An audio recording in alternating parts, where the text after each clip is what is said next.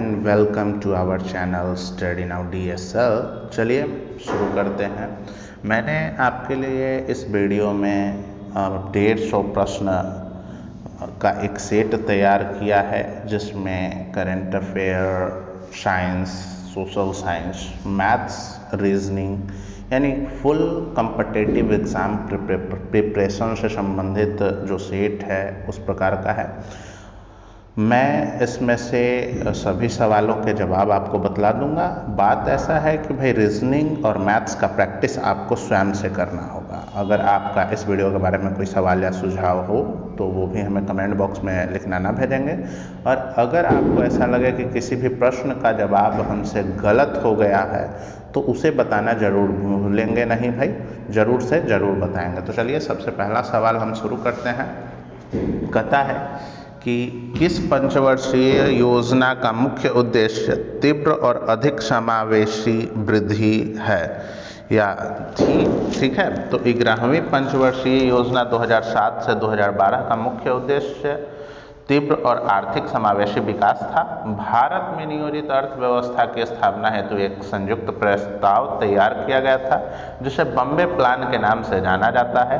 रूस के Joseph Stalin प्रथम व्यक्ति थे जिन्होंने सोवियत संघ में पंचवर्षीय योजना को लागू किया था।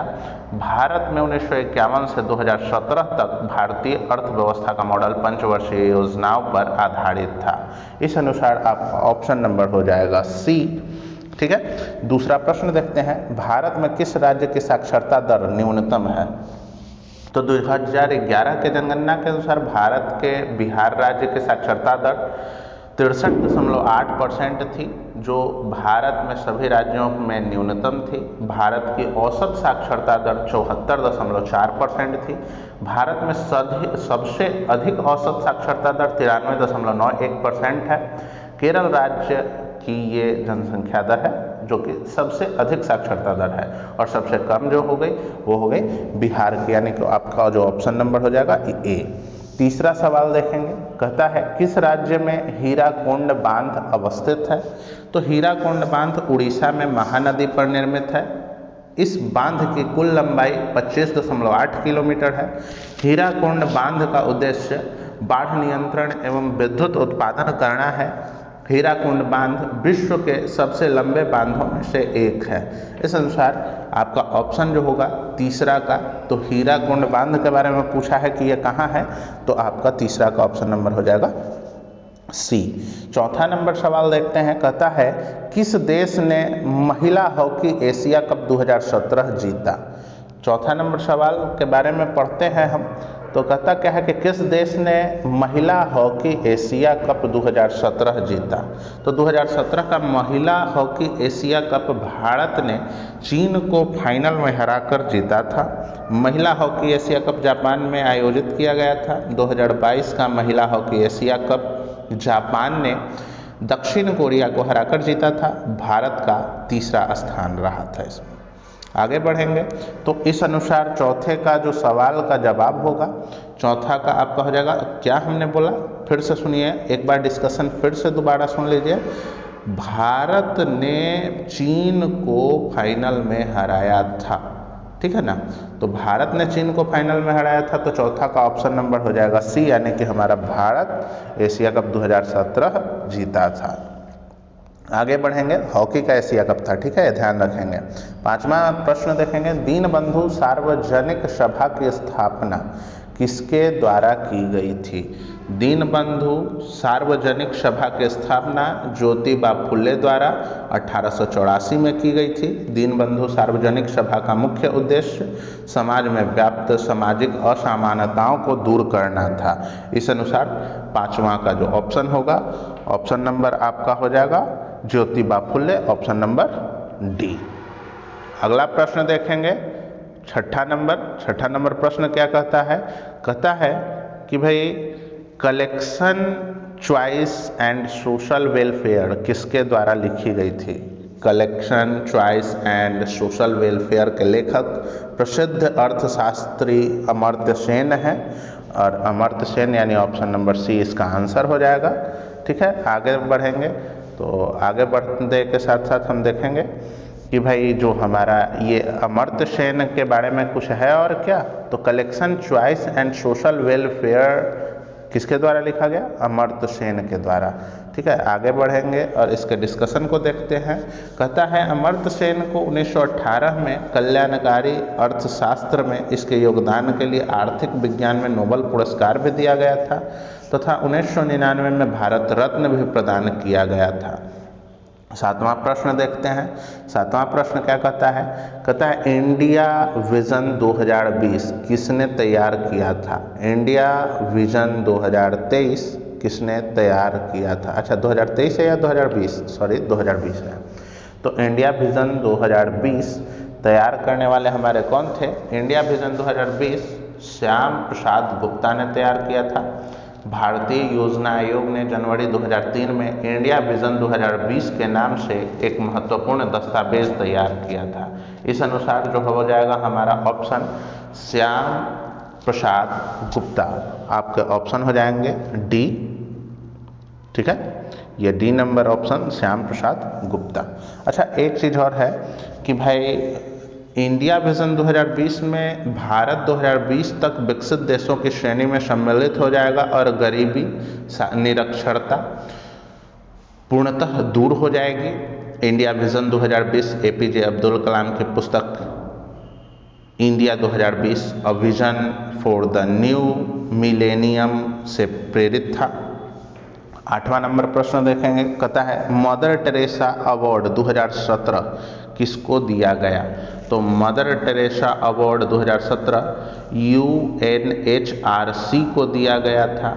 मदर टेरेसा अवार्ड शांति, असमानता और सामाजिक न्याय का बढ़ावा देने वाले व्यक्तियों तथा संगठनों को प्रतिवर्ष दिया जाता है। इस अनुसार हो जाएगा आठवां का आपका ऑप्शन नंबर क्या हो जाएगा भाई, 8 का ऑप्शन नंबर क्या हो जाएगा UNHRC। तो UNHRC आपका इसमें ऑप्शन नंबर हो जाएगा बी। ठीक है, अगला सवाल देखते हैं। 9वां नंबर होगा संगम योजना संबंधित है, किस चीज से संगम संबंधित है। तो संगम योजना 15 अगस्त 1996 को शुरू की गई थी। यह योजना देश में विकलांगों को आर्थिक सहायता देने के लिए शुरू की गई थी। संगम योजना के तहत ग्रामीण क्षेत्रों में रहने वाले विकलांगों को समूहों में संगठित किया जाता है। संगम के नाम से गठित ऐसे प्रत्येक समूहों को आर्थिक गतिविधियों के संचालन के लिए 15,000 रुपये की सहायता प्रदान की जाती है। तो भैया संगम योजना किस चीज से संबंधित हो गया, तो अल्पसंख्यकों से है या विकलांगों से है। तो आपका ऑप्शन नंबर हो जाएगा डी, आपका ऑप्शन नंबर डी हो जाएगा ग्रामीण क्षेत्रों से विकलांग से। ठीक है, चलते हैं आगे बढ़ते हैं। 10 नंबर सवाल है आद्य इतिहास और इतिहास के बीच की अवधि है, जिसके लिए हमारे पास बहुत कम लिखित रिकॉर्ड है। तो भैया आद्य ऐतिहासिक, प्राग ऐतिहासिक और इतिहास के बीच की अवधि है, जिसके लिए हमारे पास बहुत कम लिखित रिकॉर्ड है। अत्यंत प्राचीन अतीत यानी बीते हुए काल को, जिसके लिए न तो कोई पुस्तक है और न ही कोई लिखित दस्तावेज उपलब्ध है, इसे प्रागैतिहासिक कहा जाता है।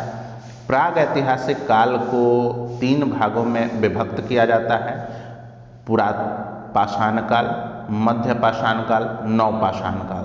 तो इस अनुसार आपका 10वां प्रश्न का जो आंसर हो जाएगा वो हो जाएगा बी, यानी कि प्राग ऐतिहासिक काल। 11 नंबर प्रश्न देखेंगे पद्म विभूषण अवार्ड 2018 से किसे सम्मानित किया गया था, और इन्हीं में से आपके ऑप्शंस दिए गए हैं, इन्हीं में से आपको चुनने होंगे। पद्म विभूषण के बारे में बात हो रहा है। तो भाई 2018 के पद्म विभूषण अवार्ड 3 व्यक्तियों को दिए गए थे। वो थे इलैयाराजा, गुलाम मुस्तफ़ा खान, पी परमेश्वरन। इलैयाराजा भारतीय संगीतकार थे जो कि तमिलनाडु से बिलोंग करते हैं। गुलाम मुस्तफ़ा खान भारतीय शास्त्रीय गायक हैं जो कि महाराष्ट्र से बिलोंग करते हैं। पी परमेश्वरन साहित्यकार हैं जो कि केरल से बिलोंग करते हैं। इस अनुसार आपका Ghulam Mustafa Khan option number D option यहाँ सही हो जाएगा। 12 नंबर सवाल देखेंगे। 12 नंबर सवाल कहता है कि पूर्ण सूर्य ग्रहण कब घटित होता है। पूर्ण सूर्य ग्रहण कब घटित होता है? जब अमावस्या के दिन पृथ्वी, चंद्रमा और सूर्य एक सिद्ध में होते हैं तो पूर्ण सूर्य ग्रहण होता है। फिर से सुन लीजिए, पृथ्वी, चंद्रमा और सूर्य, तब सूर्य ग्रहण होगा, क्योंकि इस कंडीशन में पृथ्वी से सूर्य नहीं दिख पाएगा। अर्थात अमावस्या के दिन पृथ्वी व सूर्य के बीच चंद्रमा आ जाता है, इसी कारण पृथ्वी पर चंद्रमा की परछाई पड़ती है, जिससे सूर्य अदृश्य हो जाता है, जिससे सूर्य ग्रहण की हमको प्राप्ति होती है, या हम उसको सूर्य ग्रहण कह लेते हैं। ठीक है। जब सूर्य, पृथ्वी व चंद्रमा एक सिद्ध में रेखा में हो जाए, अर्थात जब सूर्य व चंद्रमा के बीच में पृथ्वी आ जाए, तो पृथ्वी पर जो छाया है, पृथ्वी की जो छाया है चंद्रमा पर पड़ती है, जिसे हम चंद्र ग्रहण करते हैं। और चंद्र ग्रहण हमेशा पूर्णिमा को लगता है। तो याद रखिएगा इस बात को कि सूर्य ग्रहण हमेशा अमावस्या को लगेगा और चंद्र ग्रहण हमेशा पूर्णिमा को लगेगा। यानी आपका जो पूर्ण सूर्य ग्रहण है कब घटित होता है, तो पूर्णिमा को की अमावस्या को, तो उस अनुसार से हो जाएगा। पूर्ण सूर्य ग्रहण की बात है तो ये अमावस्या को घटित होता है। अगला सवाल पर चलते हैं। गोल्डन सिटी के रूप में कौन प्रसिद्ध है? 13 नंबर जो सवाल है, कहता है गोल्डन सिटी के रूप में कौन प्रसिद्ध है? ऑप्शंस तो आप देख रहे हैं, Jaisalmer, Perth, Johannesburg, Sao Paulo. तो भाई इसमें से तो आप हटा ही दीजिएगा, गोल्डन सिटी के रूप में आप जैसलमेर को जानते हैं, क्योंकि एक ही ऑप्शन है इंडियन। तो चलिए खैर कुछ जानकारी और ले लेते हैं इसके बारे में। तो राजस्थान राज्य में स्थित जो जैसलमेर है, इसी को हम गोल्डन सिटी के नाम से जानते हैं। जैसलमेर शहर पीले बलुआ पत्थरों की एक चोटी पर स्थित है। इन पीले पत्थरों का उपयोग इमारतों के निर्माण में किया जाता है, जिस कारण पीले सुनहरे रंग का आभास होता है, इसलिए इसे गोल्डन सिटी कहते हैं। और जैसलमेर अपनी हवेलियों के लिए भी प्रसिद्ध है, इस बात का ख्याल रखेंगे आप। उस अनुसार आपका जो ऑप्शन हो जाएगा ए, ये हो जाएगा सही आंसर। 14 नंबर सवाल होगा, कहता है किस राज्य में सर्वप्रथम पंचायती राज की शुरुआत की गई थी? तो सर्वप्रथम पंचायती राज की शुरुआत 2 अक्टूबर 1956 में तत्कालीन प्रधानमंत्री श्री जवाहरलाल नेहरू द्वारा राजस्थान के नागौर जिले के बगधड़ी गांव से की गई थी। ठीक है। यानी कि सबसे पहले जो पंचायती राज की शुरुआत हुई थी वो हुई थी आपके कहाँ से? तो भाई अभी तो हम बतलाए कि राजस्थान के नागौर जिला के एक गांव है जिसका नाम था बगधड़ी। तो राजस्थान इसका सही ऑप्शन हो जाएगा, ऑप्शन नंबर सी। चलिए अगला प्रश्न देखते हैं। अगला प्रश्न कहता है हमीदा बानो बेगम की माँ का नाम बता दीजिए। हमीदा बानो बेगम की माँ का नाम पूछ रहा है। हमीदा बानो बेगम किसकी माँ थी, ऐसा सवाल है। तो हमीदा बानो बेगम अकबर की माँ थी। हमीदा बानो बेगम मुगल सम्राट हुमायूं की पत्नी थी। तो इसका ऑप्शन नंबर हो जाएगा बी। माँ के बारे में पूछा है तो अकबर की माँ थी। 16 नंबर प्रश्न देखेंगे, कहता है प्रथम पर्यावरण संबंधी प्रदर्शन सूचकांक EPI कब प्रकाशित किया गया? प्रथम पर्यावरण संबंधी प्रदर्शन सूचकांक EPI कब प्रकाशित किया गया? तो प्रथम पर्यावरण संबंधी प्रदर्शन सूचकांक EPI जिसको बोलते हैं, ये 2002 में प्रकाशित किया गया था। यानी कि आपका ऑप्शन नंबर हो जाएगा बी सही जवाब। इसके बारे में कहा जाता है कि EPI राज्य की नीतियों के पर्यावरणीय प्रदर्शन को मापने का एक तरीका है। 17 नंबर प्रश्न देखेंगे, कहता है राष्ट्रीय मानवाधिकार आयोग की स्थापना कब हुई थी? राष्ट्रीय मानवाधिकार आयोग की स्थापना 1993 में की गई थी। 1993 में की गई थी। इसका मुख्यालय नई दिल्ली में स्थित है। राष्ट्रीय मानवाधिकार आयोग एक संवैधानिक निकाय नहीं है, यह एक वैधानिक निकाय है। और एक चीज़ है, यहाँ ऑप्शन में 1993 नहीं है, तो आप इसको कर सकते हैं 1933 को आप 1993 बना करके आंसर टिक कर सकते हैं कि ये 1993 है, ठीक है ना, ये 1993, ठीक है ना। ऑप्शन नंबर सी, उसी अनुसार आप क्लिक कर लेंगे, आगे बढ़ेंगे। 20 नंबर प्रश्न देखेंगे। भूटान की मुद्रा का नाम पूछ रहा है आपसे। तो भूटान की मुद्रा के बारे में आप तो जानते ही हैं, निगोल्ट्रम जिसको बोलते हैं। भूटान की मुद्रा निगोल्ट्रम, और भारत की मुद्रा के बारे में पूछ दे आपसे तो रुपया, दोनों का मूल्य लगभग समान ही चलता है। हाँ, तो भूटान का जो मुद्रा हो जाएगा ये हो जाएगा आपका निगोल्ट्रम। आगे बढ़ेंगे। गौल देश का नाम है, 21 के बारे में बोल रहा है। गौल देश का नाम है, क्या है भैया? तो गौल देश का नाम बताना है हमको। तो प्राचीन काल में आधुनिक फ्रांस, बेल्जियम, पश्चिमी जर्मनी तथा उत्तरी इटली के कुछ हिस्सों का नाम गौल था। यह एक शक्तिशाली प्राचीन देश था। तो अब आप गौल के बारे में समझ ही गए होंगे कि घाना, पोलैंड, गाम्बिया और फ्रांस में से कौन होगा। फिर से एक बार मैं बता देता हूँ आपको कि गौल फ्रांस, बेल्जियम, पश्चिम जर्मनी, उत्तरी इटली, इन्हीं चारों को मिला करके बनाया गया था। इसमें से आपका यहाँ फ्रांस है, तो यहाँ ऑप्शन नंबर डी आपका हो जाएगा सही जवाब। आगे बढ़ेंगे। कहता है कि नीति आयोग का पूरा नाम बताइए क्या है। तो भैया नीति आयोग का जो नाम आप पूछ रहे हैं इसके बारे में कुछ जानकारी भी ले लीजिए। 1 जनवरी 2015 को मोदी सरकार ने योजना आयोग को भंग करके नीति आयोग का गठन किया था। नीति आयोग का अध्यक्ष प्रधानमंत्री होता है।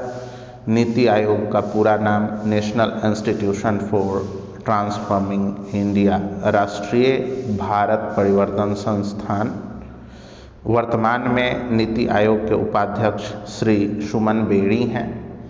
भाई नीति आयोग के बारे में आपसे पूछा था कि इसका पूरा नाम क्या है, तो नीति आयोग का पूरा नाम मैंने अभी आपको बतलाया कि नीति आयोग का पूरा नाम national institution for transforming India, national institution for transforming India, national institution for transforming India, national institution for transforming India. आपका ऑप्शन नंबर हो जाएगा ए, ठीक है।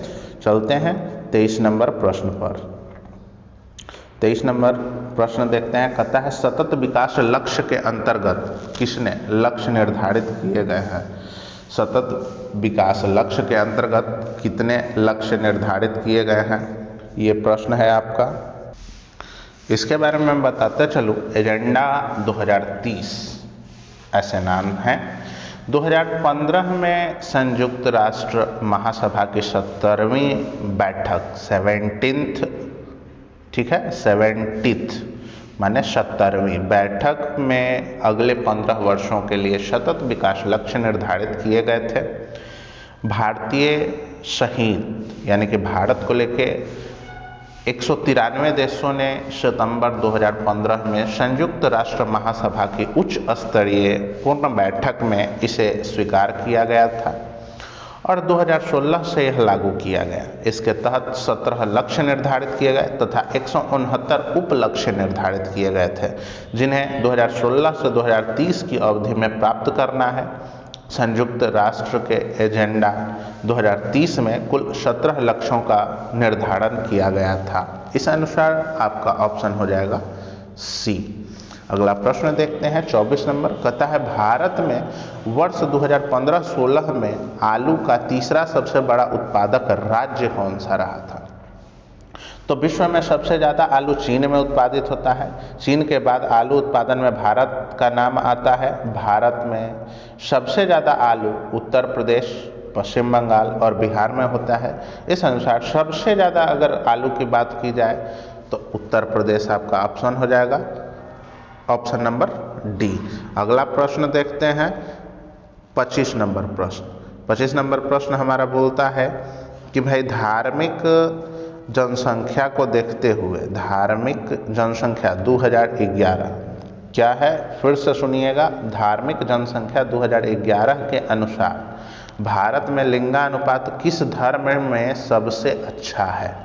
तो धार्मिक जनसंख्या को देखते हुए 2011 के जनसंख्या के अनुसार, जनगणना के अनुसार ईसाई धर्म का लिंगानुपात सबसे अच्छा है, यानी ऑप्शन नंबर आपका सी हो जाएगा।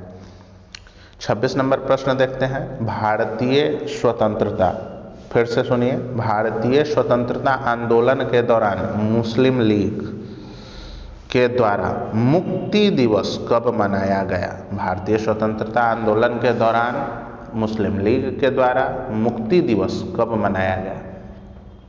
तो भारतीय स्वतंत्रता आंदोलन के दौरान मुस्लिम लीग के द्वारा मुक्ति दिवस 22 दिसंबर 1939 को मनाया गया। कब? 22 दिसंबर 1939, आपका ऑप्शन नंबर हो जाएगा सी। अच्छा, एक चीज़ और बताना चाहेंगे कि द्वितीय विश्व युद्ध में भारतीयों की सहमति के बिना अंग्रेज सरकार ने भारत को शामिल करने के विरोध में 22 अक्टूबर 1939 को कांग्रेसी मंत्रिमंडल से इस्तीफा दे दिया। इसी बात से खुश होकर जिन्ना ने मुसलमानों से 22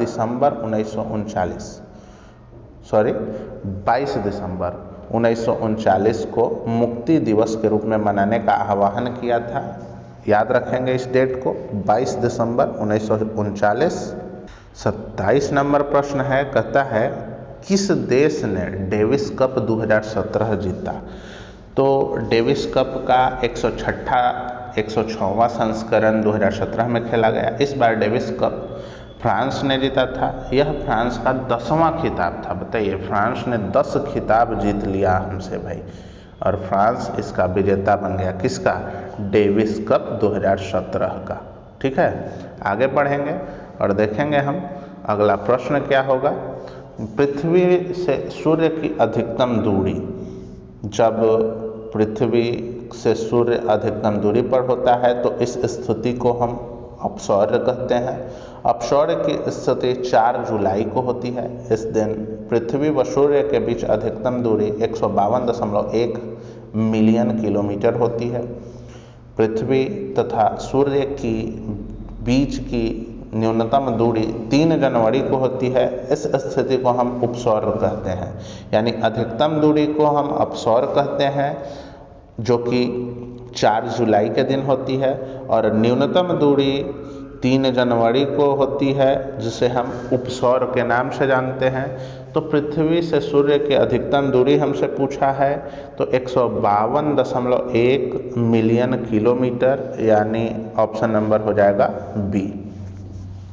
29 नंबर प्रश्न देखेंगे, कहता है कि Demwe lower hydro electric project कहाँ अवस्थित है? Demwe lower hydro electric project, 29 number प्रश्न के बारे में बोला गया है कि भाई Demwe lower hydro electric project Arunachal Pradesh में लोहित नदी पर स्थित है। यह 1750 मेगावाट की बिजली का परियोजना है।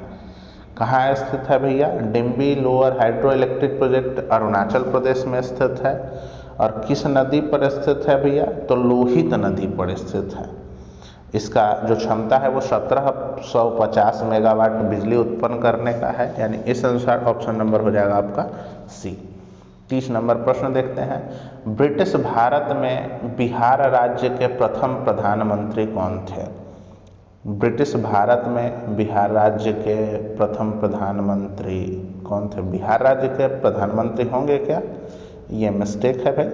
ब्रिटिश सरकार में बिहार राज्य के मुख्यमंत्री होंगे, और मुख्यमंत्री के बारे में बात कहा जाए तो बिहार के जो होंगे वो होंगे मोहम्मद यूनुस शायद, हाँ यही थे उस समय। चलिए देखते हैं, आगे बढ़ते हैं। अगला प्रश्न जो हमारा है, खड़िया जनजाति मुख्यतः निवास करती है। खड़िया जनजाति मुख्यतः निवास करती है, तो खड़िया जनजाति मुख्यतः झारखंड में निवास करती है। इसके अलावा यह जनजाति मध्य प्रदेश, उड़ीसा, पश्चिम बंगाल तथा महाराष्ट्र में पाई जाती है। तो 31 नंबर प्रश्न का जो जवाब होता है, खड़िया जनजाति के बारे में पूछा गया है, कहाँ पाया जाता है इसके बारे में पूछा गया है, तो भाई झारखंड में पाया जाएगा। 32 नंबर प्रश्न देखेंगे। भारतीय संविधान के 11वीं अनुसूची के अंतर्गत पंचायत के 29 कार्यों का संबंध किस अनुच्छेद से है? तो पंचायत के 29 कार्यों का संबंध अनुच्छेद 243 जी से है, तो 243 जी यानी ऑप्शन नंबर आपका हो जाएगा डी। आगे बढ़ेंगे, 33 नंबर प्रश्न देखेंगे। कहता है गणमान्य भारतविद पुरस्कार 2017 किसने जीता? गणमान्य भारतविद पुरस्कार 2017 किसने जीता? तो गणमान्य भारतविद पुरस्कार 2017 प्रोफेसर हिरोशी मारुई, नाम है इनका प्रोफेसर हिरोशी मारुई, इन्होंने जीता है। इनके बारे में कहा गया है कि भाई इनको यह पुरस्कार राष्ट्रपति रामनाथ कोविंद जी ने प्रदान किया था, जो कि 2017 के समय में राष्ट्रपति थे। अभी तो द्रौपदी मुर्मू हैं, ये भी आप याद रखेंगे। 34 नंबर प्रश्न है, इसमें से कौन सा ग्रह सबसे अधिक घनत्व वाला है? सबसे अधिक घनत्व वाला ग्रह के बारे में पूछा गया है। तो सौरमंडल में सभी ग्रहों की तुलना में पृथ्वी का घनत्व 5.514 पर जी सेंटीमीटर क्यू है, जो कि सबसे अधिक है, तथा शनि ग्रह का घनत्व सबसे कम है। तो इस अनुसार आपका ऑप्शन नंबर बी हो जाएगा सही जवाब। 35 नंबर प्रश्न, मत्स्य से संबंधित जॉर्जे बैंक कहाँ स्थित है? मत्स्य से संबंधित जॉर्जे बैंक कहाँ स्थित है? तो मत्स्य से संबंधित Georges Bank Cape Cod, Massachusetts, संयुक्त राष्ट्र अमेरिका, तथा केप सेबल द्वीप नोवा स्कोटिवा कनाडा के बीच समुद्र तल का एक बड़ा ऊंचा स्थल है, यहीं स्थित है। कहाँ भैया? तो भाई नोवा स्कोटिया, आपके ऑप्शन जो हो जाएंगे वो नोवा स्कोटिया हो जाएंगे, यानी ऑप्शन नंबर सी। फिर से इसका डिस्कशन आपको मैं बता दूं कि मत्स्य से संबंधित जो जॉर्ज बैंक केप कॉड है वो मैसाचुसेट्स जो संयुक्त राज्य अमेरिका तथा केप सेबल द्वीप नोवा स्कोटिवा कनाडा के बीच समुद्र तल का एक बड़ा सा ऊंचा स्थल है, वहीं पे स्थित है। 36 नंबर प्रश्न देखते हैं। कहता है विश्व व्यापार संगठन का मुख्यालय कहाँ है? विश्व व्यापार संगठन WTO, इसकी स्थापना 1995 में की गई थी। WTO का मुख्यालय जेनेवा स्विट्जरलैंड में स्थित है। WTO में 164 सदस्य हैं।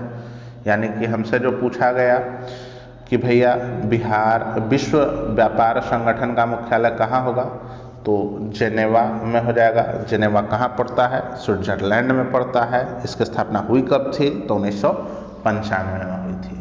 आगे बढ़ेंगे।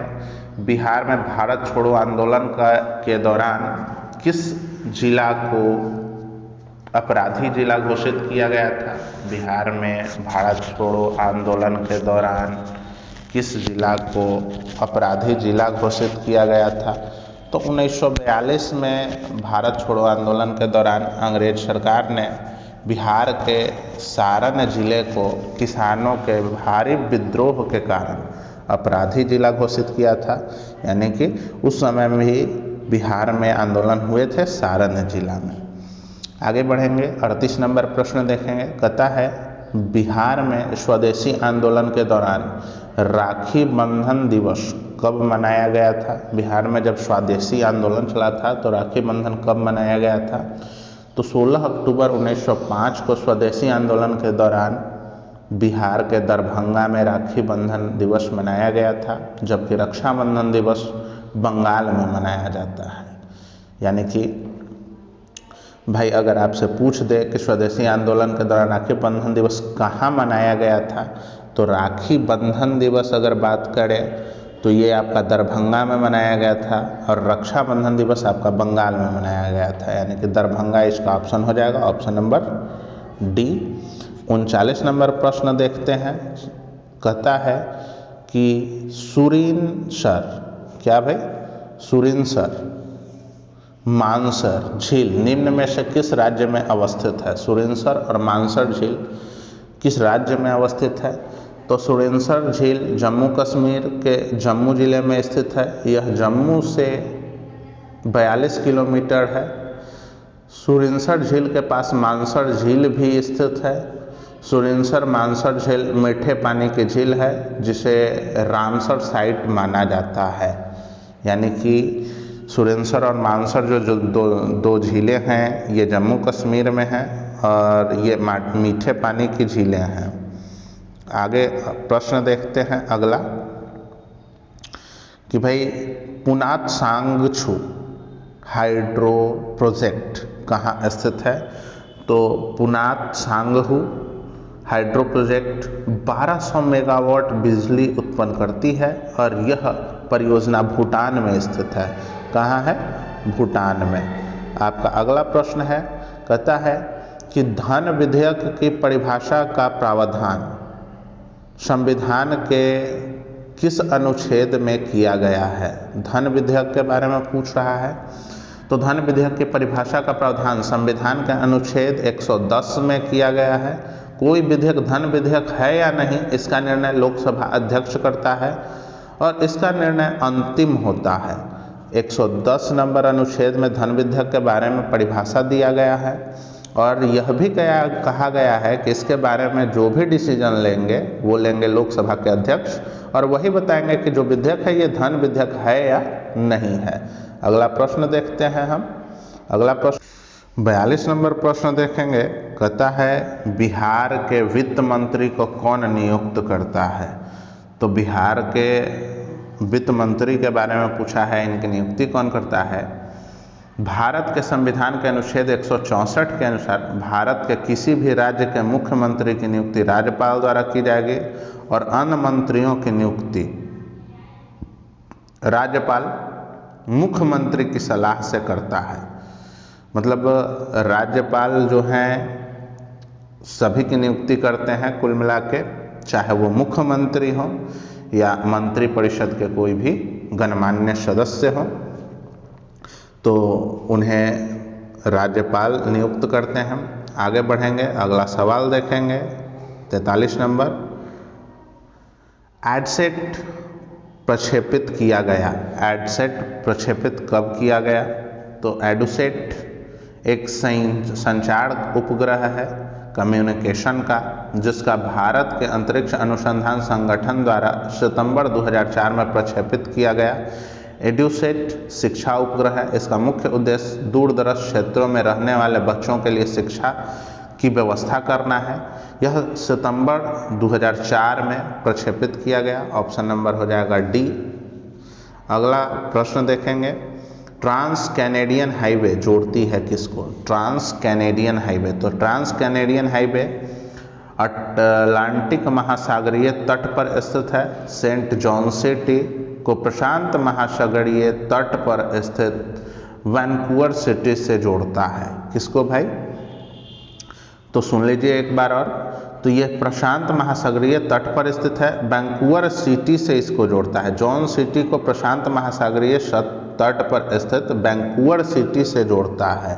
ठीक है, यानी ऑप्शन नंबर हो जाएगा सेंट जॉन सिटी को जोड़ता है वैंकूवर सिटी से। हालांकि यहाँ ऑप्शन टोरंटो है और वैंकूवर है, टोरंटो और सेंट जॉन सिटी दोनों है, तो हम ऑप्शन करेंगे टिक ए नंबर, यानी सेंट जॉन सिटी को वैंकूवर से जोड़ता है कौन। Trans Canadian Highway. अगला प्रश्न हमारा होगा, कहता है कि जर्मनी और फ्रांस की सीमा रेखा बताइए। तो जर्मनी और फ्रांस के बीच की अंतर्राष्ट्रीय सीमा रेखा जो है मैगिनॉट रेखा है। मैगिनॉट रेखा द्वितीय विश्व युद्ध से पहले जर्मनी तथा फ्रांस के बीच एक रक्षात्मक रेखा थी।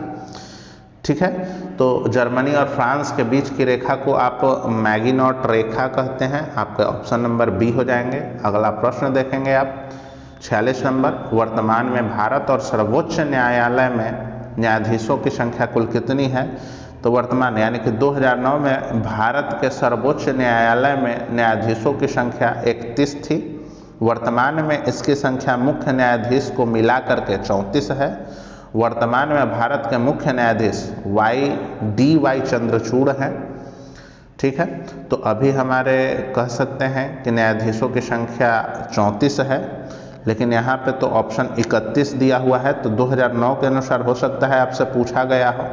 तो 2009 में कुल कितने न्यायाधीशों की संख्या थी? 31, आप याद रखेंगे। लेकिन अगर वर्तमान में पूछे तो 34 मुख्य न्यायाधीशों की संख्या है। आगे बढ़ेंगे तो कहा 47 नंबर प्रश्न कि भाई स्वतंत्रता के बाद भारत में प्रथम औद्योगिक नीति कब घोषित की गई? स्वतंत्रता के बाद भारत में प्रथम औद्योगिक नीति कब घोषित की गई? तो स्वतंत्रता के बाद भारत सरकार ने अप्रैल 1948 में पहली बार औद्योगिक नीति घोषित की। प्रथम औद्योगिक नीति को तत्कालीन औद्योगिक मंत्री डॉक्टर श्यामा प्रसाद मुखर्जी द्वारा प्रस्तावित यानी कि प्रस्तुत किया गया। तो स्वतंत्रता के बाद भारत में प्रथम औद्योगिक नीति कब घोषित की गई थी? तो ये की गई थी 1948 में, अप्रैल 1948 में। इस अनुसार ऑप्शन डी हो जाएगा आपका आंसर। अगला प्रश्न देखेंगे, कहता है कि समुद्री चूहिया के रूप में जाना जाता है किसको? तो समुद्री चूहिया के रूप में काइटिन को जाना जाता है। काइटिन समुद्री मोलस्क का एक छोटा वर्ग है। काइटिन उथले पानी की सतहों पर पाया जाता है। काइटिन क्या है भैया? तो ये समुद्री जो चूहिया है ये काइटिन का ही एक प्रकार है। ऑप्शन नंबर डी आपका हो जाएगा आंसर। 49 नंबर प्रश्न देखेंगे, किस देश ने फेडरेशन कप 2017 जीता था? तो 49, किस देश ने फेडरेशन कप 2017 जीता? तो भारत में 49 का देखना है। तो 2017 की बात है ना? 2017 का फेडरेशन कप के बारे में पूछा है। तो 2017 का जो फेडरेशन कप है ना वो अमेरिका जीता था, याद रखिए, मोटे तौर पर इसी को याद रखिए। ठीक है, आगे बढ़ते हैं। कहता है क्या, भारत में कृष्ण क्रांति किस क्षेत्र से संबंधित है? भारत में कृष्ण क्रांति किस क्षेत्र से संबंधित है? तो भारत की बात हो रही है, कृष्ण क्रांति की बात हो रही है। तो कृष्ण क्रांति पेट्रोलियम के उत्पादन से संबंधित है। यह क्रांति भारत को कच्चे पेट्रोलियम के उत्पादन में वृद्धि करके तेल आयात पर भारत की निर्भरता को रोकने के लिए की गई थी। कृष्ण क्रांति के बारे में पूछा है तो किस चीज़ से संबंधित है भैया? तो ये पेट्रोलियम से संबंधित है। आपका ऑप्शन नंबर हो जाएगा सी। अगला प्रश्न देखते हैं 51 नंबर प्रश्न। 51 नंबर प्रश्न हमारा कहता है कि बिहार में सर्वप्रथम राष्ट्रपति शासन कब लागू किया गया था? बिहार में सर्वप्रथम राष्ट्रपति शासन मार्च 1968 में लगाया गया था। बिहार में सबसे लंबे अवधि के लिए राष्ट्रपति शासन 1968 में ही लगाया था। साथ ही सबसे कम अवधि के लिए राष्ट्रपति शासन 1995 में 7 दिन के लिए लगाया गया था। भाई बिहार के राष्ट्रपति शासन से संबंधित यहाँ पे हमको 2 घटनाएं समझ में आती हैं कि बिहार में सबसे अधिक यानी कि लंबे समय के लिए राष्ट्रपति शासन पूछे तो 1968 में लगा था, और सबसे छोटे समय यानी कम समय के लिए राष्ट्रपति शासन कब लगा था ऐसा पूछे तो ये लगा था 1995 में। सबसे कम समय के लिए जो लगा था वो केवल और केवल 7 दिन के लिए लगा था। लेकिन हमसे पूछ रहा है कि सर्वप्रथम माने पहली बार राष्ट्रपति शासन कब लगा था? तो ये लगा है आपका 1968 में। ऑप्शन नंबर हो जाएगा ए। अगला सवाल देखते हैं, उपभोक्ता मूल्य सूचकांक किस वर्ष शुरू किया गया था? उपभोक्ता मूल्य सूचकांक किस वर्ष शुरू किया गया था? तो भारत में केंद्रीय सांख्यिकी संगठन CSO द्वारा फरवरी 2012 में उपभोक्ता मूल्य सूचकांक शुरू किया गया था। वर्तमान में अखिल भारतीय थोक मूल्य सूचकांक का आधार वर्ष 2017 से 2011-12 है। यानी इस अनुसार आपका इस प्रश्न का जो जवाब होगा फरवरी 2012 होगा, यानी ऑप्शन नंबर सी। उपभोक्ता मूल्य सूचकांक किस वर्ष शुरू किया गया था? तो फरवरी 2012। अगला प्रश्न देखेंगे 53 नंबर।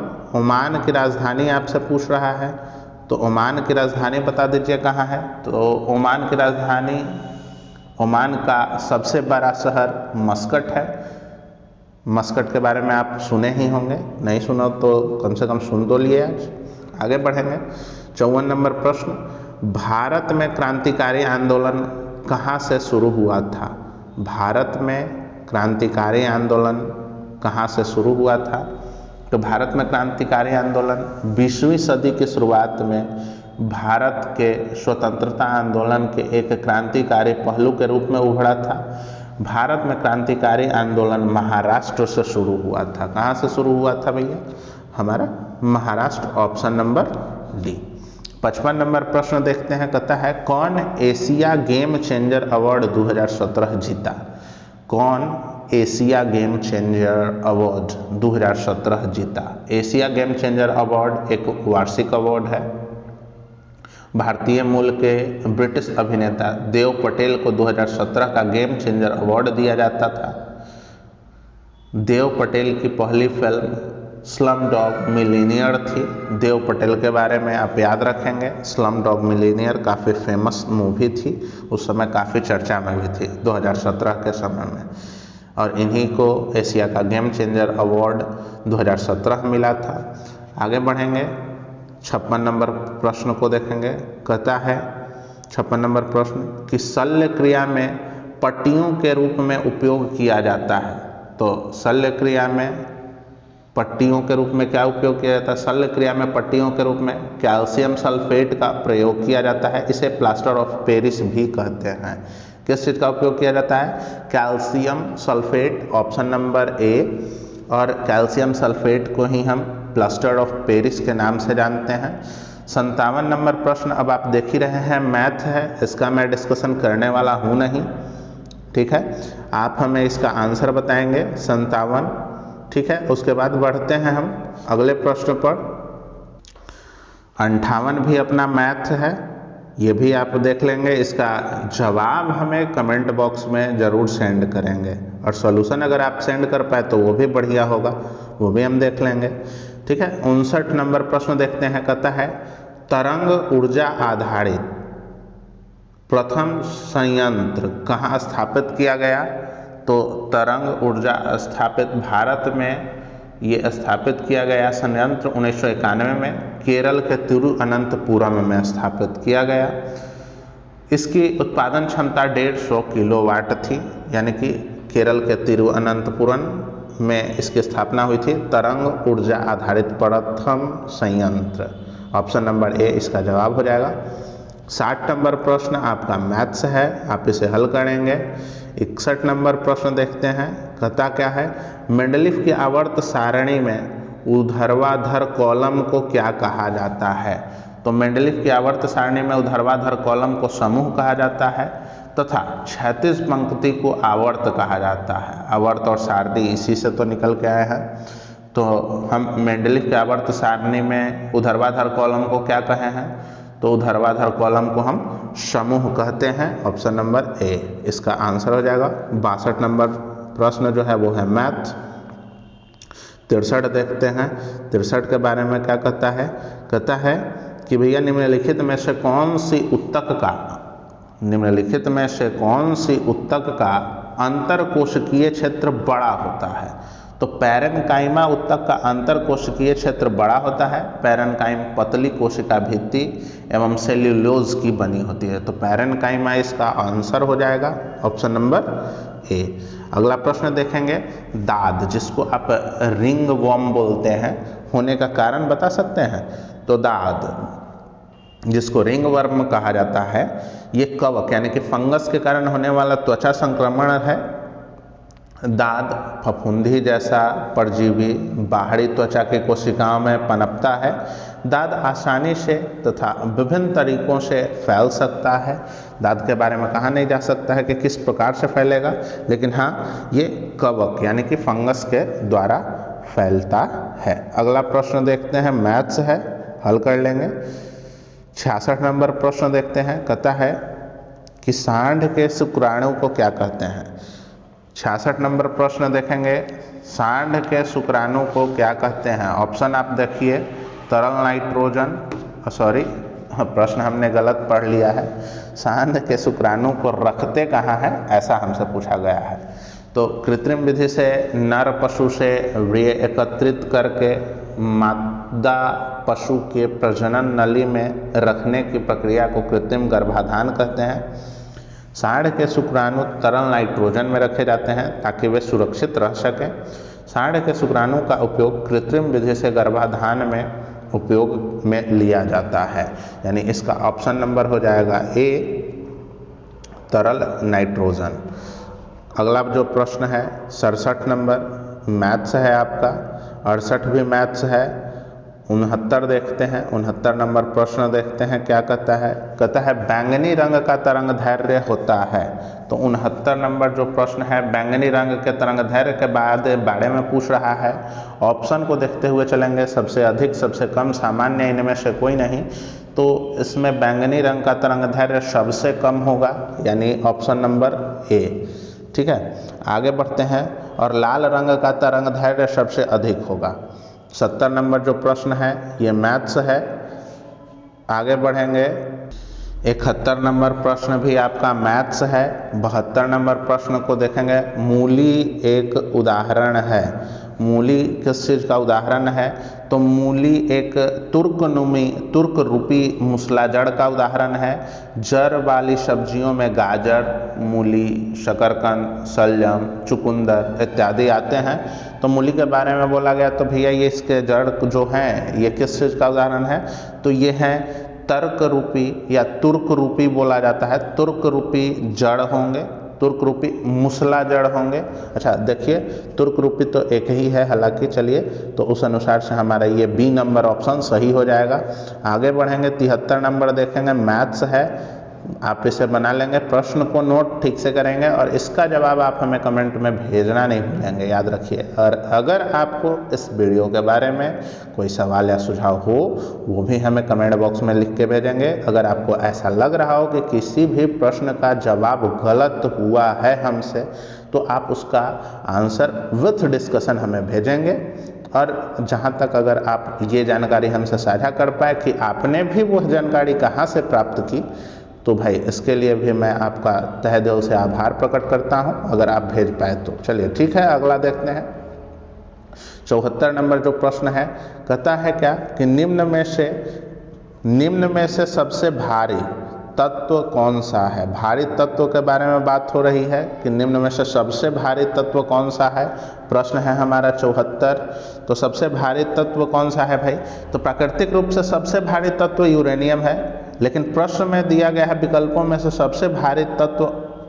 इसमें एक चीज़ बता दूं, यूरेनियम है नहीं। ऑप्शन में आप देखिए, ओस्मियम है, ऑक्सीजन है, हाइड्रोजन है, कार्बन है, यूरेनियम तो है नहीं। प्राकृतिक रूप में तो सबसे अधिक यूरेनियम होता है, लेकिन विकल्प के अनुसार अगर आपसे पूछ दे कि सबसे भारी कौन है तो वो हो जाएगा ओस्मियम। आपका ऑप्शन नंबर हो जाएगा ए।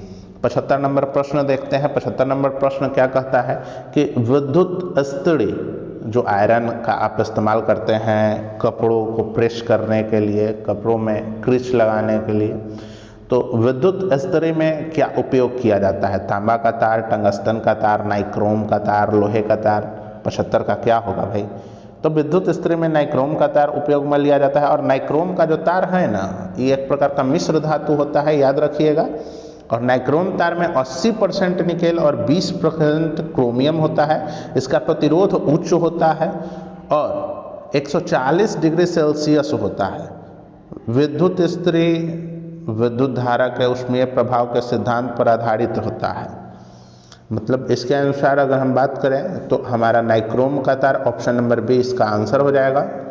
76 नंबर प्रश्न देख लीजिए, कहता है मैथ है ये, आप इसका आंसर हमें भेजेंगे।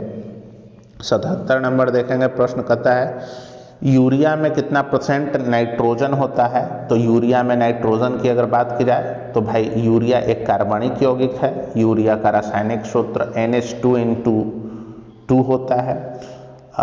NH2 का हॉल 2 होता है, साथ के साथ CO भी होता है इसमें। यूरिया एक रंगहीन, गंधहीन, सफ़ेद, रवेदार, जहरीला ठोस पदार्थ होता है। यूरिया जल में विलेय होता है। यूरिया में 49% नाइट्रोजन पाया जाता है। यूरिया में 4 तत्व होते हैं, कार्बन, नाइट्रोजन, ऑक्सीजन, हाइड्रोजन। तो यूरिया में हमसे पूछा गया है कि नाइट्रोजन की मात्रा बता दीजिए, तो 49% नाइट्रोजन होता है, यानी ऑप्शन नंबर सी। 78 सवाल जो है ये मैथ है, 79 मैथ्स है। 80 पर आइए, 80 में देखते हैं, कहता है ट्रांसफार्मर का उपयोग किया जाता है। तो ट्रांसफार्मर का उपयोग हम कहाँ करते हैं? ट्रांसफार्मर का उपयोग प्रत्यावर्ती धारा में किया जाता है। ट्रांसफार्मर का उपयोग मुख्य विद्युत शक्ति को अधिक वोल्टता से कम वोल्टता में या कम वोल्टता से अधिक वोल्टता में बदलने के लिए करते हैं। प्रेरण या फैराडे के विद्युत चुंबकीय प्रेरण के सिद्धांत पर काम करता है यह। ठीक है, आगे हम देखते हैं अगला प्रश्न। 80 का ऑप्शन नंबर हो जाएगा ए, यानी प्रत्यावर्ती धारा। आगे बढ़ेंगे, अगला प्रश्न हमारा जो है 81 मैथ है। 81 के बाद 82 देखेंगे। 82 कहता है कौन सा एंजाइम भोजन में उपस्थित जीवाणु को नष्ट करता है? तो लाइसोजाइम एंजाइम भोजन में उपस्थित जीवाणु को नष्ट करता है। मानव के आंसुओं में लाइसोजाइम पाया जाता है, जिसके कारण बैक्टीरिया मर जाते हैं। यानी 82 का जो ऑप्शन हो जाएगा ये हो जाएगा आपको लाइसोजाइम, ऑप्शन नंबर डी। अगला 83 नंबर जो प्रश्न है वो मैथ्स है। 84 नंबर प्रश्न भी आप ही को हल करने हैं। 85 नंबर प्रश्न आप हल करेंगे। 86, 87 भी आप ही को हल करना है। 88, 89 नंबर प्रश्न देखेंगे। 89 नंबर जो प्रश्न है ये कहता क्या है कि भाई निम्नलिखित में से कौन लैंगिक संचारित रोग है? 89 नंबर प्रश्न लैंगिक संचारित रोग के बारे में पूछा है। तो सिफिलिस एक बहुत ही आम यौन संचारित रोग है जो योनि, गुदा या मौखिक सेक्स के माध्यम से फैलता है। ज़्यादातर यह मौखिक सेक्स के माध्यम से फैलता है। यह एक जीवाणु संक्रमण है। सिफिलिस के बारे में बात कर रहा है, यानी ऑप्शन नंबर हो जाएगा आपका डी। अगला जो है 90 नंबर प्रश्न ये भी आपको बनाने हैं। 91 आप बनाएंगे, 92 हम देख रहे हैं। 92 नंबर जो प्रश्न बोला है कहता है किसे कोशिका की आत्महत्या की थैली माना जाता है? तो भैया कोशिका सजीवों के शरीर की रचनात्मक एवं क्रियात्मक इकाई है। कोशिका की खोज रॉबर्ट हुक द्वारा की गई थी। लाइसोसोम को कोशिका की आत्महत्या की थैली कहा जाता है। लाइसोसोम जंतु कोशिकाओं में पाई जाने वाली गोल एक हरी झिल्ली से घिरी थैली होती है। इसका मुख्य काम पाचन होता है। यानी आपका जो 92 का ऑप्शन नंबर हो जाएगा डी। लाइसोसोम को ही हम आत्महत्या की थैली बोलते हैं। आगे बढ़ेंगे 93 मैथ्स है, ये आपको बनाने हैं। 94 देखिए गुरुत्वाकर्षण जी का मान बताइए। तो जी का मान होता है ए नंबर ऑप्शन। इसका जो ए नंबर ऑप्शन है ये हो जाएगा आपका सही जवाब। इसमें है 9.8 मीटर सेकेंड और सर पे माइनस का 2 दे दिया है, यानी 9.8 ms-2। ठीक है, इसके बारे में कहता है कि गुरुत्वाकर्षण जी का मान 9.8 ms-2 होता है। गुरुत्वाकर्षण का मान पृथ्वी के केंद्र पर सबसे अधिक केंद्र से ऊपर के साथ घटता जाता है। जिस बल के कारण दो वस्तुएं एक दूसरे को अपनी ओर आकर्षित करती हैं उसे गुरुत्वाकर्षण बल कहते हैं। 95 नंबर प्रश्न देखेंगे। बायोगैस का मुख्य अवयव पूछा है। तो बायोगैस का मुख्य अवयव क्या है? इसमें ऑप्शन है मीथेन, इथेन, ब्यूटेन, हाइड्रोजन। तो बायोगैस का मुख्य घटक जो होता है वो होता है मीथेन। बायोगैस में लगभग 50 से 70% मीथेन, जिसका फॉर्मूला होता है CH4 होता है। और 25 से 45% कार्बन डाइऑक्साइड यानी कि CO2 होता है। Hydrogen H2, hydrogen sulphide H2S, जलवाष्प H2O, nitrogen N2, oxygen O2, ammonia NH3 होता है। बायोगैस का प्रमुख स्रोत गोबर है। मीथेन CH4 जिसको हम कहते हैं, इसको मार्स गैस के नाम से भी जाना जाता है। यानी अगर हम बात कर लें कि बायोगैस का मुख्य अवयव क्या है, तो ये आपका मीथेन हो जाएगा, जिसका जो फॉर्मूला है आप NH4 के आप मीथेन को किस नाम से जानते हैं भाई, तो मीथेन को CH4 के नाम से जानते हैं और इसे आप मार्स गैस के भी नाम से जानते हैं। 95 नंबर जो प्रश्न था ये हो गया आपका। 96 चलेंगे। गर्म सूप स्वादिष्ट होता है क्योंकि, गर्म जो सूप आप पीते हैं लिक्विड फॉर्म में जो होता है ये स्वादिष्ट होता है क्योंकि गर्म सूप का पृष्ठ तनाव कम होता है, जिस कारण यह जीभ के अधिक पृष्ठ क्षेत्रफल पर फैलता है, जिस कारण गर्म सूप स्वादिष्ट लगता है। यानी इसका पृष्ठ तनाव कम होता है या अधिक होता है, तो पृष्ठ तनाव कम होता है, इसलिए जीभ पर ये अधिक फैलता है।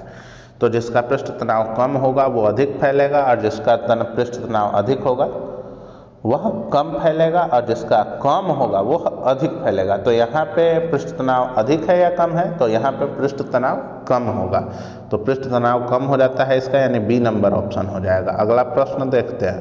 इधर आपका 97 मैथ्स है, 98 भी आप देखेंगे, 99, 100 नंबर प्रश्न, हाँ 101वां नंबर प्रश्न मैं देख रहा हूँ। 101वां नंबर प्रश्न आप समझने का प्रयास करेंगे। कहता है कौन सी रासायनिक घटना है, इसमें से ऑप्शन आपको दिए गए हैं 101वें प्रश्न में कि कौन सी रासायनिक घटना है, जरा सा देखिए। आपके ऑप्शन है जल का जमकर बर्फ बनना, जलवाष्प का बनना, दूध से दही बनना, पानी में चीनी का विलयन। रासायनिक घटना आपसे पूछा है, थोड़ा सा समझिए कि जब कोई पदार्थ किसी अन्य पदार्थ से मिलकर एक नए पदार्थ बनाता है ना, कोई पदार्थ दो या दो से अधिक पदार्थों में परिवर्तित हो जाता हो, तो इस दौरान हो रहे परिवर्तन को ही हम रासायनिक परिवर्तन कहेंगे। अर्थात रासायनिक परिवर्तन में पदार्थ के रासायनिक संगठन तथा गुणों में भी परिवर्तन होता है। दूध से दही बनना रासायनिक परिवर्तन है। रासायनिक परिवर्तन का निम्नलिखित और उदाहरण है जो आपको देखने को मिलेंगे, जैसे आप पटाखा फोड़ते हैं, रासायनिक उदाहरण है। रासायनिक परिवर्तन का उदाहरण है भोजन का सड़ना है, लोहे पर जंग लगना है, मक्खन का खराब हो जाना, कागज का जलना, लकड़ी का जलना, ये सब के सब रासायनिक परिवर्तन है। लेकिन अगर प्रश्न के अनुसार अगर हम बात करें कि भाई इनमें से कौन है, तो दूध से दही का बनना ये एक प्रकार का रासायनिक परिवर्तन होगा। 102 नंबर का प्रश्न हम देखेंगे। कहता है अश्रव्य तरंगों की आवृत्ति होती है, कितनी होती है भाई अश्रव्य तरंगों की ध्वनि? तो भाई इनके बारे में हम जानते हैं कि 20 Hz जिसको बोला जाता है, Hz को हम हर्ट्ज पढ़ते हैं, तो 20 हर्ट्ज की आवृत्ति के नीचे की ध्वनियों को अश्रव्य के नाम से जाना जाता है। 20 हर्ट्ज से 20,000 हर्ट्ज तक की आवृत्ति की ध्वनि को श्रव्य तरंगे कहते हैं। 20 किलो हर्ट्ज या 20,000 हर्ट्ज की आवृत्ति के ऊपर की ध्वनियों को हम अल्ट्रासाउंड के नाम से जानते हैं। अवश्रव्य ध्वनियों के बारे में हमसे पूछा है कि अवश्रव्य ध्वनि हम किसको कहते हैं, तो 20 हर्ट्ज की आवृत्ति के नीचे की ध्वनि को हम अवश्रव्य ध्वनि कहते हैं, यानी कि आपका ऑप्शन नंबर हो जाएगा C, 20 हर्ट्ज से कम। 103 नंबर सवाल आप हल कर लेंगे। 104 हम देखते हैं। 104 के बारे में कहता है कि कृत्रिम वर्षा उत्पन्न कराने में उपयोग होता है। सिल्वर आयोडाइड एक अकार्बनिक यौगिक है, इसका उपयोग कृत्रिम वर्षा उत्पन्न कराने में किया जाता है। सिल्वर आयोडाइड का सूत्र AgL होता है। कृत्रिम वर्षा कराने के लिए कृत्रिम बादल बनाए जाते हैं जिन पर सिल्वर आयोडाइड और सूखी बर्फ जैसे ठोस को सूखी बर्फ को ठंडा कर दिया जाता है और उसके बाद कुछ रसायनों का उपयोग करके कृत्रिम वर्षा कराई जाती है। तो भाई यहाँ पे बात हो रहा है कि कृत्रिम वर्षा उत्पन्न कराने के लिए किसका उपयोग होता है, तो सिल्वर आयोडाइड, यानी ऑप्शन नंबर आपका हो जाएगा D, ये आपका ऑप्शन हो जाएगा। 105 नंबर का हम प्रश्न देखेंगे। कहता है कि विद्युत मोटर एक परिवर्तित करने वाला युक्ति है। तो विद्युत मोटर एक परिवर्तित करने वाला युक्ति है किस चीज़ को, तो तो विद्युत मोटर एक विद्युत यांत्रिक मशीन है जो विद्युत ऊर्जा को यांत्रिक ऊर्जा में बदलती है, अर्थात यह विद्युत जनित्र का उल्टा काम करती है। यानी विद्युत मोटर करता क्या है भाई, तो विद्युत मोटर विद्युत ऊर्जा को यांत्रिक ऊर्जा में बदलता है, विद्युत ऊर्जा को यांत्रिक ऊर्जा में बदलता है विद्युत मोटर। इस अनुसार आपका ऑप्शन नंबर सी सही जवाब होगा। अगला प्रश्न हम देखते हैं। अगला प्रश्न है हमारा रीजनिंग का। आप इसे बना करके हमें अपने जवाब जरूर सेंड करेंगे कमेंट बॉक्स में। आगे इधर भी आपका खुद का बनाने का प्रश्न है, रीजनिंग है आपका, ठीक है। इधर सभी प्रश्न 112, 113, हाँ 113 भाई हमेशा एग्जाम में पूछे जाते हैं इस टाइप के प्रश्न। कितने त्रिभुज हैं, कितने चतुर्भुज हैं, ये भी पूछ लेगा। इधर रीजनिंग ही है, आप देख लेंगे सभी प्रश्न को। 118, 19, 20, 120 मिसिंग नंबर है, इसको भी आप देख लेंगे थोड़ा। 121, 22, देखिए इधर सभी प्रश्न रीजनिंग के हैं, ठीक है। इधर सभी प्रश्न आप देखें रीजनिंग के ही हैं, ठीक है। आप सभी प्रश्नों के जवाब हमें कमेंट बॉक्स में ज़रूर भेजेंगे, क्योंकि मैं बहुत ज़्यादा मेहनत करके आपके लिए ये वीडियो बना रहा हूँ। 131, इधर भी 32, 33, 34, 35, 36 सभी आपके लिए बनाए जाने वाले मोस्ट इम्पॉर्टेंट प्रश्न हैं। इनमें से ये प्रश्न आपके एग्जाम में पूछे जाएं या ना जाएं, लेकिन इनके टाइप का प्रश्न जरूर पूछा जाता है। ये 140 नंबर का जो प्रश्न है ये भी काफ़ी बार पूछा गया, एक ही एग्जाम में एक ही पूछा जाएगा, लेकिन इसके आप पैटर्न को अगर समझ लेंगे तब आपको समझ में आएगा, ठीक है। 142, 143, 44, 45 सभी इधर आपके लिए रीजनिंग के मोस्ट इम्पॉर्टेंट क्वेश्चन ही हैं। टोटल 150 क्वेश्चन थे इस सेट में। मैंने सोचा कि इसका वीडियो बनाता हूँ आपके लिए और आपको देता हूँ कितना आप कर पाए हो इस सभी प्रश्नों में, आपके कितने प्रश्न सही हुए, ये भी आप हमें कमेंट बॉक्स में ज़रूर भेजिएगा। तो फिर मिलते हैं इसी प्रकार के कुछ नए और अगले वीडियो में। तब तक हंसते रहिए, मुस्कुराते रहिए, शेयर करते रहिए और पढ़ते रहिए। जय हिंद, वंदे मातरम।